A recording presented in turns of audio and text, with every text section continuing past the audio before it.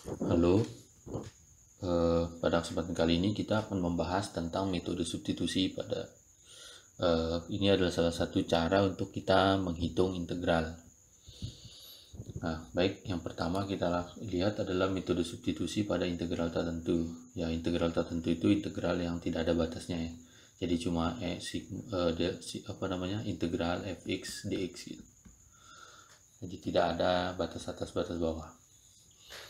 Nah, ya sekarang kita misalkan UX ini punya turunan, artinya ya ini kita bisa artinya itu adalah kita bisa menghitung du dx gitu ya. Kemudian f besar x itu adalah anti turunan dari fx, ya artinya itu kalau kita menghitung turunan dari f besar terhadap x itu akan menghasilkan f kecil. Nah, maka metode substitusi itu sebenarnya datang dari persamaan ini, di mana integral dari f kecil komposisi dari u dengan u dikalikan dengan u aksen dx itu akan menghasilkan f besar komposisi dengan u ditambahkan konstanta. Ya ini waktu SMA ya kita juga pernah ketemu tentang metode substitusi. Nah, kenapa metode substitusi ini bisa ada persamaan ini? Ternyata itu ide besarnya itu datang dari aturan rantai pada turunannya. Jadi kalau kita turunkan misalkan yang sebelah kanan tanda sama dengan ini, yang sebelah yang ini, maka kan turunan dari konstan itu adalah 0. Sehingga turunan dari ini berdasarkan aturan rantai itu adalah turunan dari f kemudian dikalikan dengan turunan dari fungsi di dalamnya, atau dengan kata lain ini sama dengan f besar aksen komposisi dengan u dikali dengan turunan dalamnya yaitu u aksen. Nah, kalau kita lihat f besar aksen itu kan turunannya kan adalah berdasarkan ini ya, turunannya kan adalah f kecil, jadi ini sama dengan f kecil komposisi dengan u dikalikan turunan dari u. Nah, kalau kita integralkan kiri kanan ya, ini kita integralkan terhadap x, ini kita integralkan terhadap x, maka kita akan punya ini akan sama dengan integral ini. Ya, bisa kita lihat itu adalah persamaan yang ada di sini. Nah, dari situ kenapa datangnya metode substitusi itu sebenarnya datang dari aturan rantai. Baik, kita lihat contoh.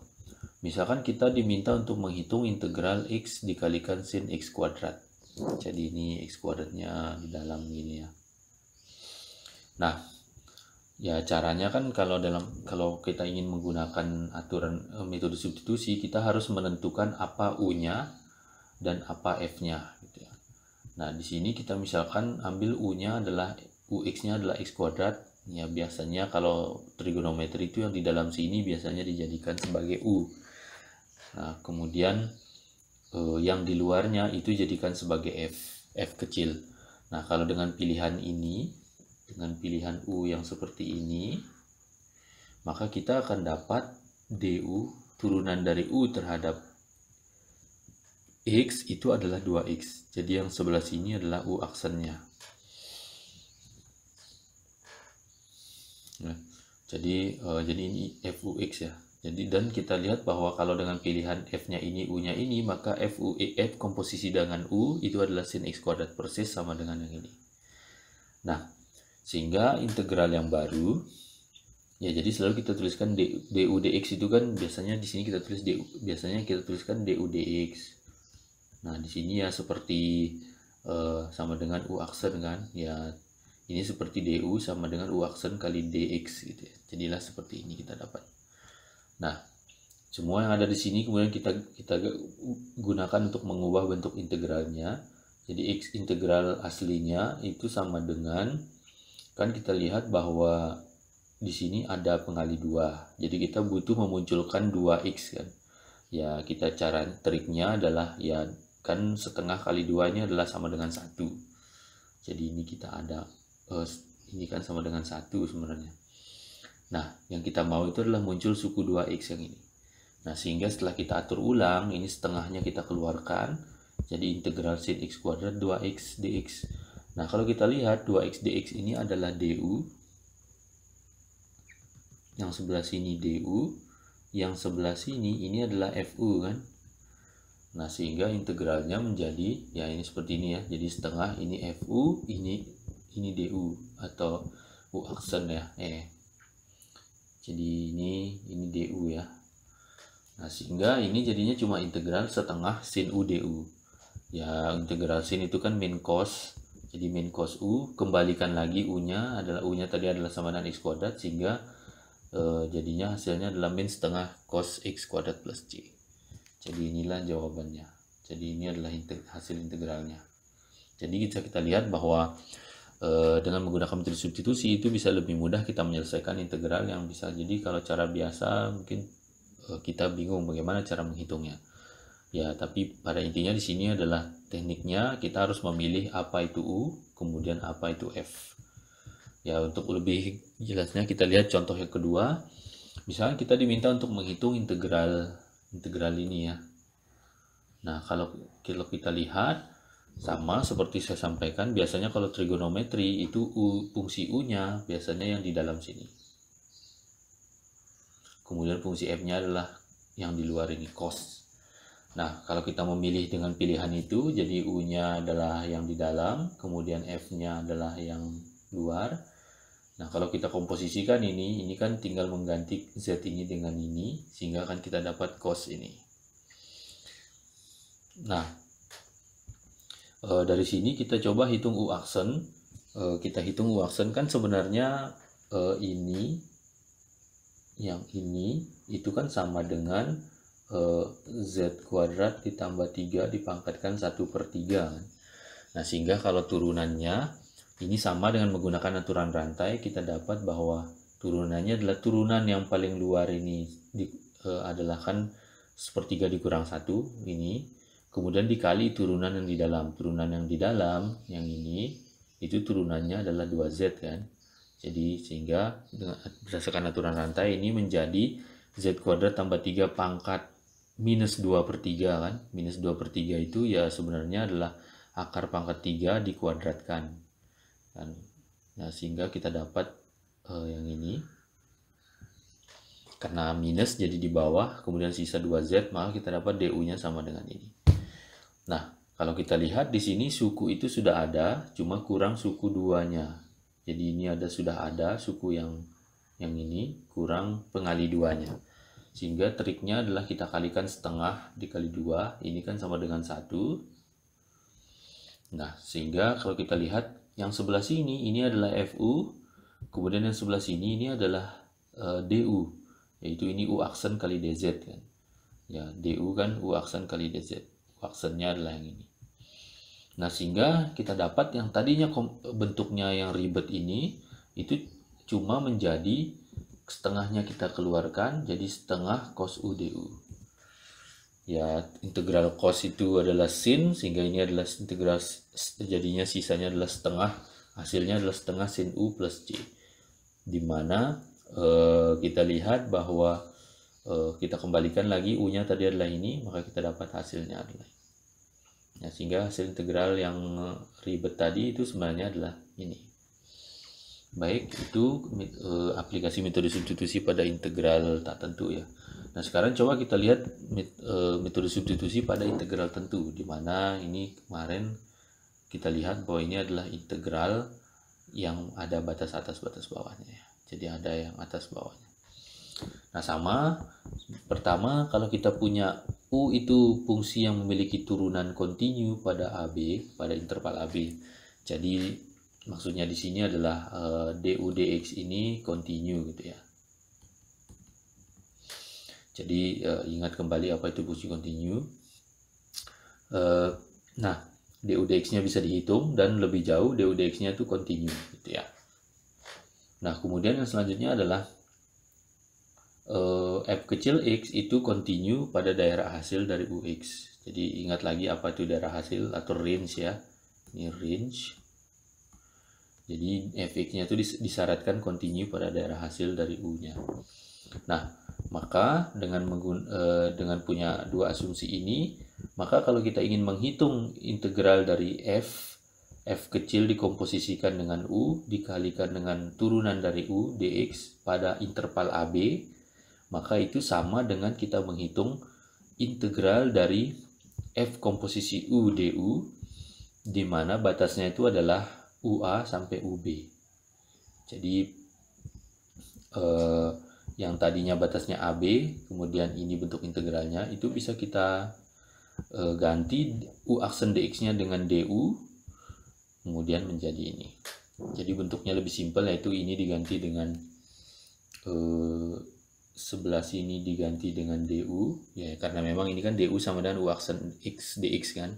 Kemudian AB-nya itu diganti dengan UA dengan UB.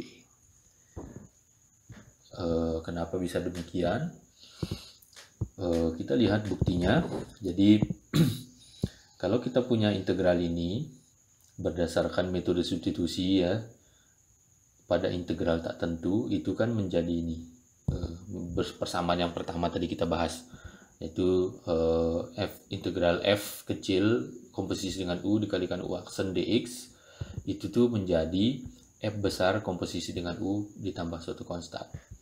Nah sekarang kalau kita melihat melihat teorema dasar kalkulus 2, bentuk ini, integral ini kalau kita kasih batas, kan kita tahu bahwa ini adalah anti turunannya. Sehingga berdasarkan teorema dasar kalkulus 2, anti turunannya ini tinggal substitusi saja A dan B-nya ke dalam anti turunannya gitu ya.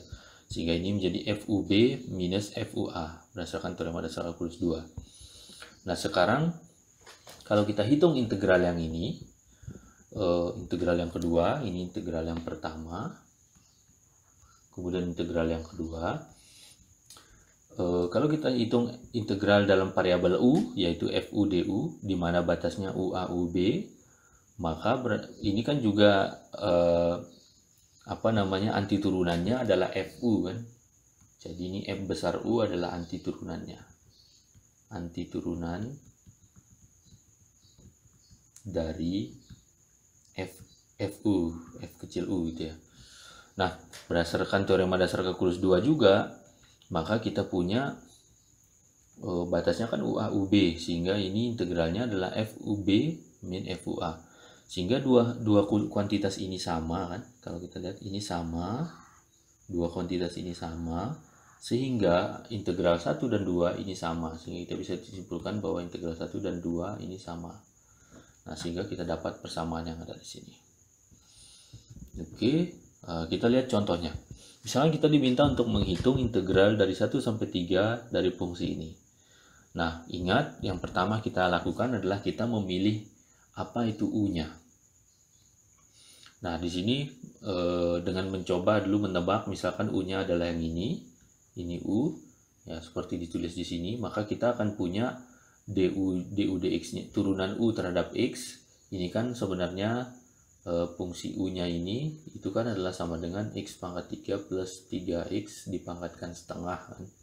Nah, sehingga kalau diturunkan menggunakan aturan rantai, setengahnya turun, kemudian setelah itu kita punya ini dipangkatkan setengah min 1, yaitu yang sebelah sini, kemudian yang sebelah sini adalah turunan fungsi di dalamnya, yaitu 3x kuadrat plus 3 ini turunan dari fungsi yang ini. Nah, ini minus setengah datang dari karena pangkatnya setengah dikurangi 1. Nah, sehingga kalau kita bentuk ulang, ini jadi 1 per akar kan, karena pangkat minusnya ini kita dapat, ini 3-nya kita keluarkan jadi 3 per 2 ini. Sehingga du itu adalah sama dengan ini. Jadi ini u aksennya ya, sebelah sini. Nah, sehingga kalau kita lihat fungsi ini karena kan kita butuh 3 per 2, sehingga kita munculkan suku 2 per 3 kali 3 per 2 ini kan sama dengan 1. Nah, setelah kita punya ini 3 per 2 dikalikan yang suku yang sebelah sini, ini adalah u aksen. Nah, sehingga sebenarnya ini fu-nya cuma fungsi konstan 2 per 3. Nah, sehingga dengan menggunakan ini kita bisa dapatkan bahwa bentuk sederhana dari integral ini itu adalah integral 2 per 3 du. Ya, akibatnya Kemudian sebelum kita menggunakan persamaan ini kita butuh UA UB-nya juga. Nah, sehingga di sini kita hitung U1, U1-nya adalah 2, kemudian U3 karena batasnya 1 sampai 3 itu adalah 6, sehingga integral ini itu akan sama dengan yang ini adalah U1, yang ini adalah U3, sedangkan ini adalah FU-nya. Jadi integral ini sama dengan integral dari UA UB FU DU. Ya, ini kan jadi 2/3 dikalikan U. Ya, dapatlah 8/3. Oke, sebelumnya saya baru sadar bahwa turunan ini itu saya lupa mengalikan dengan sepertiga di sini ya.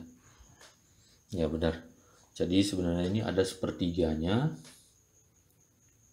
Nah, sehingga di sini kita butuh di sini ada sepertiga. Nah, sehingga selain kita mengalihkan dengan setengah, karena di sini ada